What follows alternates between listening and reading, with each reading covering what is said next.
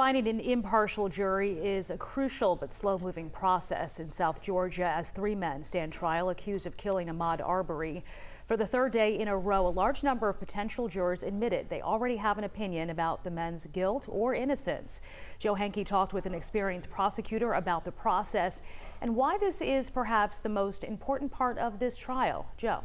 Well, Sheba, attorneys today questioned 19 potential jurors. 11 of them said they already have some sort of opinion about the guilt or innocence of the defendants. 8 expressed negative feelings toward the defendants. And for the 3rd day in a row, a couple actually raised their hand and said they know the defendants or knew the victim, Ahmaud Arbery. The process has been slow so far, but I'm told that is to be expected.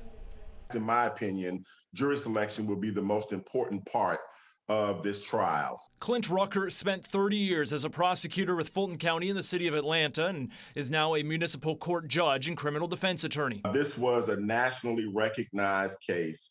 Publicity was almost around the clock in terms of the circumstances of the case. Travis and Gregory McMichael and William Roddy Bryan are accused of chasing down Ahmaud Arbery last year as he ran through a Glynn County neighborhood. Arbery's family has said they believe he was targeted for being black. Bryan recorded the confrontation and shooting on his cell phone camera.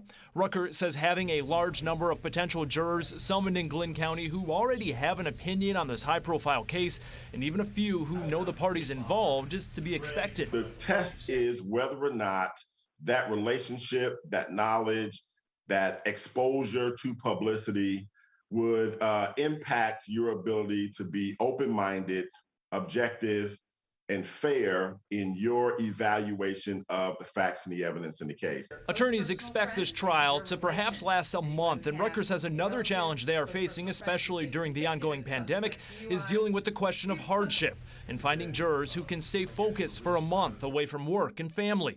Rucker believes a jury will be found in Glynn County and says changing the venue would only change the dynamic of the potential juror pool. But the same issues would follow in a high-profile case where prosecutors plan to focus on race. It's still publicity, the prejudice and bias question, and the hardship question that you have to get past.